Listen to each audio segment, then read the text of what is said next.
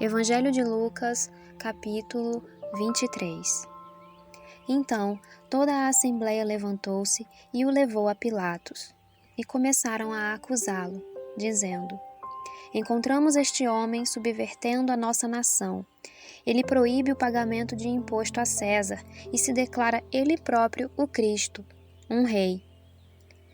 Pilatos perguntou a Jesus: Você é o rei dos judeus? Tu o dizes, respondeu Jesus. Então Pilatos disse aos chefes dos sacerdotes e à multidão: Não encontro motivo para acusar este homem. Mas eles insistiam: Ele está subvertendo o povo em toda a Judeia com os seus ensinamentos. Começou na Galileia e chegou até aqui. Ouvindo isso, Pilatos perguntou se Jesus era galileu. Quando ficou sabendo que ele era da jurisdição de Herodes, enviou-o a Herodes, que também estava em Jerusalém naqueles dias. Quando Herodes viu Jesus, ficou muito alegre, porque havia muito tempo queria vê-lo. Pelo que ouvira falar dele, esperava vê-lo realizar algum milagre. Interrogou-o com muitas perguntas, mas Jesus não lhe deu resposta. Os chefes dos sacerdotes e os mestres da lei estavam ali, acusando-o com veemência. Então Herodes e os seus soldados ridicularizaram-no e zombaram dele. Vestindo-o com um manto esplêndido, mandaram-no de volta a Pilatos. Herodes e Pilatos, que até ali eram inimigos, naquele dia tornaram-se amigos. Pilatos reuniu os chefes dos sacerdotes, as autoridades e o povo, dizendo-lhes: Vocês me trouxeram este homem como alguém que estava incitando o povo à rebelião. Eu o examinei na presença de vocês e não achei nenhuma base para as acusações que fazem contra ele.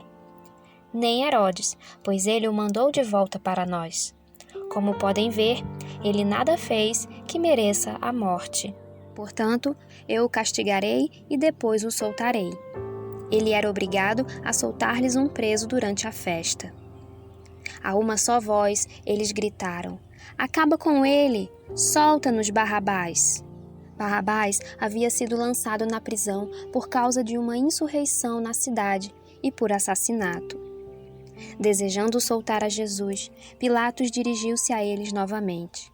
Mas eles continuaram gritando: Crucifica-o! Crucifica-o! Pela terceira vez, ele lhes falou: Por quê? Que crime este homem cometeu? Não encontrei nele nada digno de morte. Vou mandar castigá-lo e depois o soltarei. Eles, porém, pediam insistentemente, com fortes gritos, que ele fosse crucificado, e a gritaria prevaleceu. Então, Pilatos decidiu fazer a vontade deles. Libertou o homem que havia sido lançado na prisão por insurreição e assassinato, aquele que eles haviam pedido, e entregou Jesus à vontade deles. Enquanto o levavam, agarraram Simão de Cirene, que estava chegando do campo, e lhe colocaram a cruz às costas, fazendo-o carregá-la atrás de Jesus. Um grande número de pessoas o seguia, inclusive mulheres que lamentavam e choravam por ele. Jesus voltou-se e disse-lhes: Filhas de Jerusalém, não chorem por mim, chorem por vocês mesmas e por seus filhos, pois chegará a hora em que vocês dirão: Felizes as estéreis, os ventres que nunca geraram e os seios que nunca amamentaram. Então dirão as montanhas: Caiam sobre nós, e as colinas: Cubram-nos.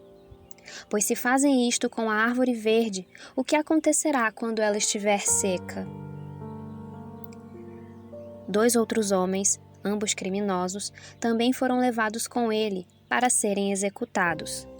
Quando chegaram ao lugar chamado Caveira, ali o crucificaram com os criminosos, um à sua direita e o outro à sua esquerda. Jesus disse: Pai, perdoa-lhes, pois não sabem o que estão fazendo. Então, eles dividiram as roupas dele, tirando sortes. O povo ficou observando e as autoridades o ridicularizavam. Salvou os outros, diziam. Salve-se a si mesmo, se é o Cristo de Deus, o escolhido.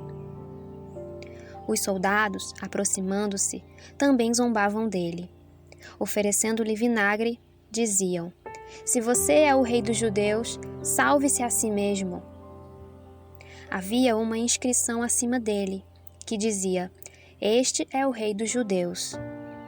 Um dos criminosos que ali estavam dependurados lançava-lhe insultos: Você não é o Cristo? Salve-se a si mesmo e a nós.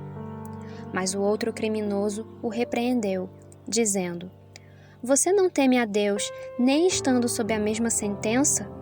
Nós estamos sendo punidos com justiça, porque estamos recebendo o que os nossos atos merecem. Mas este homem não cometeu nenhum mal. Então ele disse: Jesus, lembra-te de mim quando entrares no teu reino. Jesus lhe respondeu: Eu lhe garanto, hoje você estará comigo no paraíso. Já era quase meio-dia, e trevas cobriram toda a terra até às 3 horas da tarde.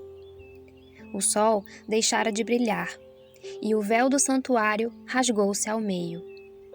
Jesus bradou em alta voz: Pai, nas tuas mãos entrego o meu espírito. Tendo dito isso, expirou. O centurião, vendo o que havia acontecido, louvou a Deus, dizendo: Certamente este homem era justo. E todo o povo que se havia juntado para presenciar o que estava acontecendo, ao ver isso, começou a bater no peito e a afastar-se. Mas todos os que o conheciam, inclusive as mulheres que o haviam seguido desde a Galileia, ficaram de longe, observando essas coisas. Havia um homem chamado José, membro do conselho, homem bom e justo, que não tinha consentido na decisão e no procedimento dos outros. Ele era da cidade de Arimateia, na Judéia, e esperava o reino de Deus. Dirigindo-se a Pilatos, pediu o corpo de Jesus. Então, desceu, envolveu-o num lençol de linho e o colocou num sepulcro cavado na rocha, no qual ninguém ainda fora colocado. Era o dia da preparação e estava para começar o sábado. As mulheres que haviam acompanhado Jesus desde a Galileia seguiram José e viram o sepulcro e como o corpo de Jesus fora colocado nele.